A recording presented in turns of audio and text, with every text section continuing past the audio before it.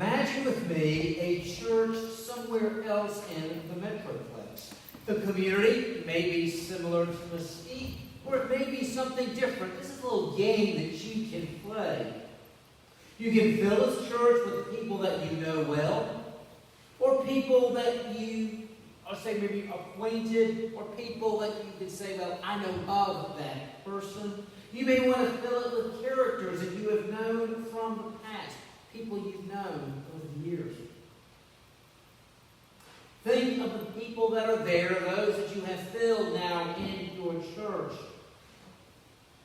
Are there people in that group that you would see at a stage, a place of investigation and observation? They're familiar with the message of Christ. Might be wondering, but what does it mean to me?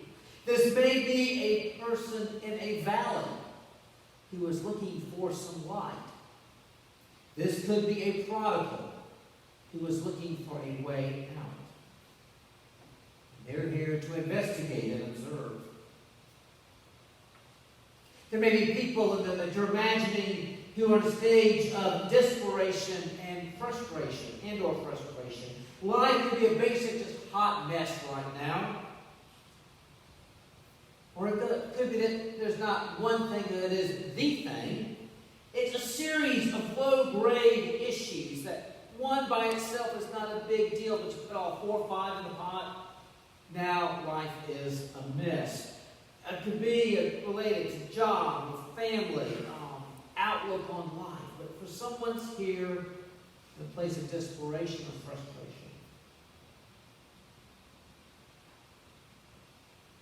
It could be a place, those who here are a place of lamentation. There is grief over loss in the family. It may be recent, it may be over the past year. It may be the loss of a job, the loss of a relationship, or the fact that the relationship is not where it should be. Easter, as a holiday, serves that same function that a wedding and a funeral can in the person's life. In those intense times that everything is good, it's really good. And everything in life is bad, it's just really bad at a time like this, same as with Christmas. It could be a person's state of desperation, frustration, because it's at this time of year when everything is supposed to be good, it's now a lamentation. It is not a guide conclusion. Think of those individuals who are there in this church that you have imagined. All of them are in need of resurrection and transformation. That is what we come seeking on a day like today. I think in light of Easter, of 2 resurrections that we encounter, we have read about in Scripture today, as well as a third. In the story of Mary and Martha, as our first lesson, and they, along with their brother Lazarus, are on very good terms with Jesus, very intimate terms. I won't necessarily say best friends, but definitely among those that you just consider very, very close. And at that section, this is before our lesson today, it's their beginning is a time of lament. Lazarus has been buried for 4 days, but the events continue. Now back in North Carolina, this is an old expression. People sometimes call it funeralizing. I don't know if that expression went west of the Mississippi or not, but it's funeralizing. And it meant not just the actual funeral, but all the traditions, the customs that are around it. Some are, quite frankly, a little humorous. I mean, when I lived in Farmville, Virginia, the saying was, you're not really dead until it's announced on WFLO. Seriously, our local radio station there, WFLO, would call, there was a church member, Lucille Campbell, and part of her job description was every day to check in with the 4 main funeral homes in town. And other ones often just call in, but who had passed. And we're going to have a service, whatever details were known as of that point. and at noon. And there were people who turned into the radio station to find out who had passed away. Okay, so that was it. That's one of the customs. You're not really dead until they announce it on WFLO.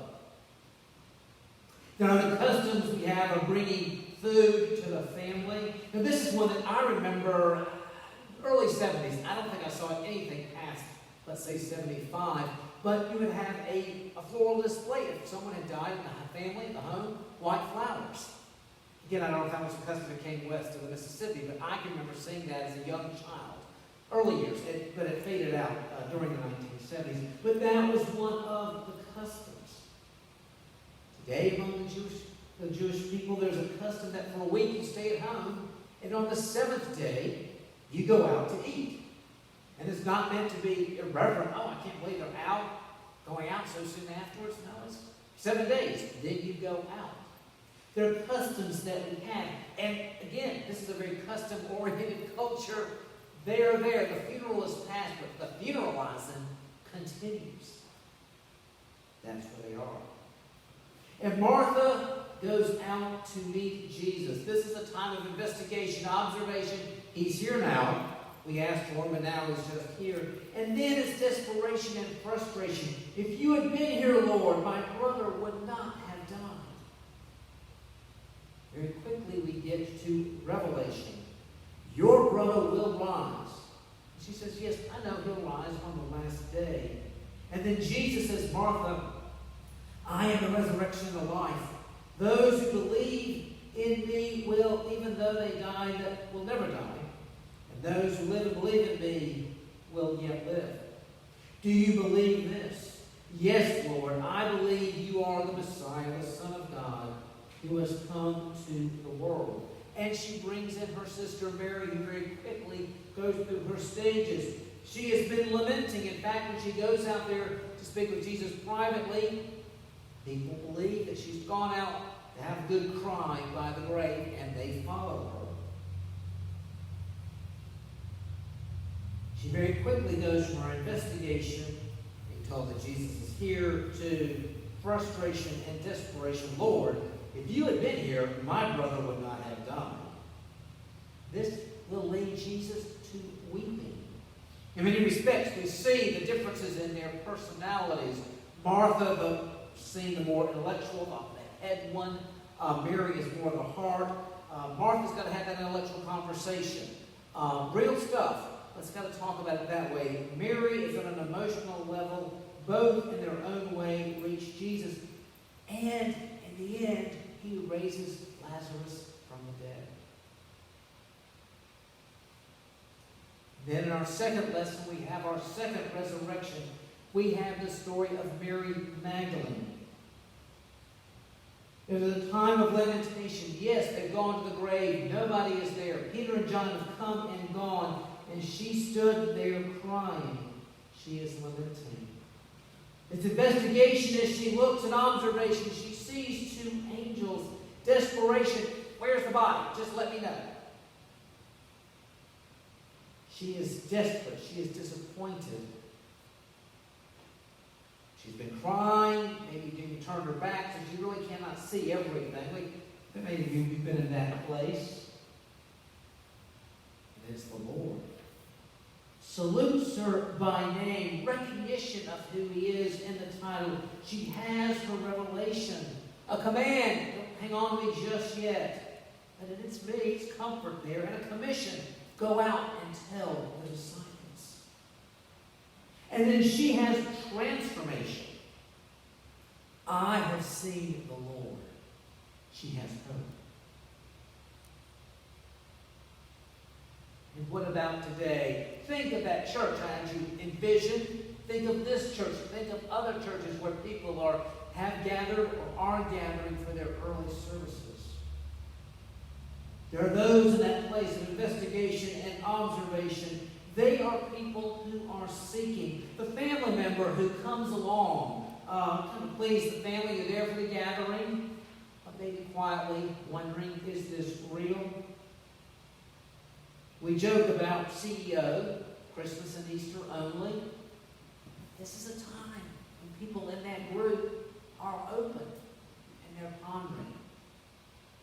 In fact, in some respects, Easter is one of the safest days if you're curious to check out church. There's going to be a larger crowd. It's kind of easy usually. And so it's easier to hide in that crowd. There are those in a season of faith where they're just seeking something deeper. It's a time of seeking. And they're here. There are those in a time of desperation and frustration. Simply the times in which we live, one foot in, one foot out of the pandemic. A personal struggle that is taking place. Maybe your drive over here wasn't all that pleasant. We all know a lot of interesting, not less than spiritual things happen in the drive over to church. And you almost feel like you need an exorcism when you get out of the car. Don't have to raise hands, but I think some of y'all have been there.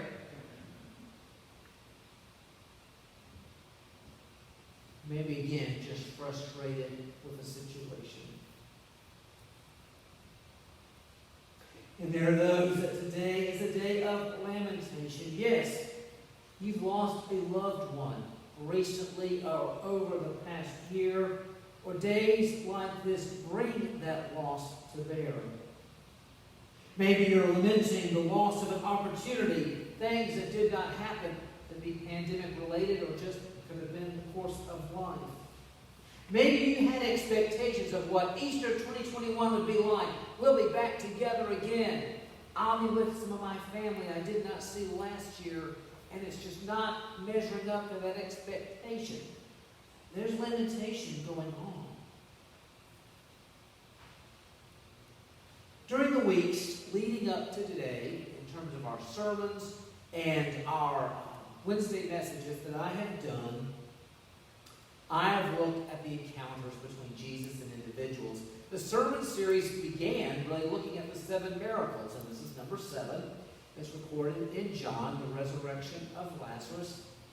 But the more that I looked at the miracles and the story, I saw the encounters between Jesus and the people. And then my plan was, on Wednesdays, to talk about those conversations.